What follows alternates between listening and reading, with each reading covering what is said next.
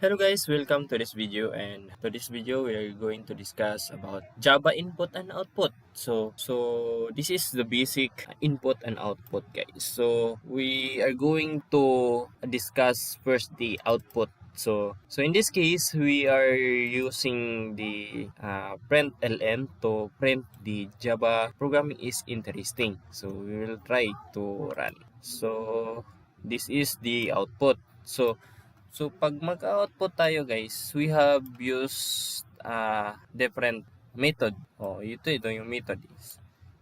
Ito yung system pala is a class, and then ito yung public function na may method na println. So ano po yung kaibahan or difference ng dalawa? Yung println at saka println at saka print lang na method.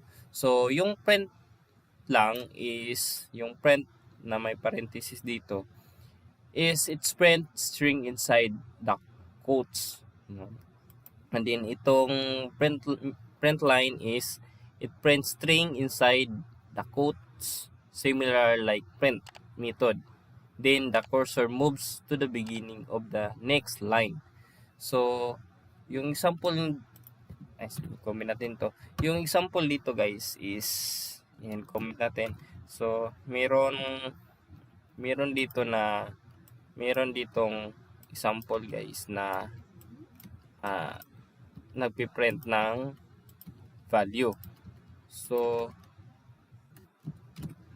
meron tayong example na print line na dalawa at saka yung print lang.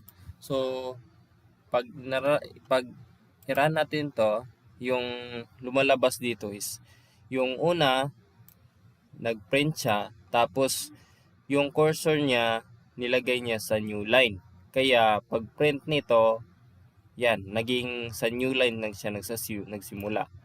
Yung kaibahan naman sa print, pag print niya ng string at saka nagprint siya, pero yung cursor hindi siya nag-move sa next line. Kaya pag execute dito, nag-print lang siya ng second print dito sa same line niya.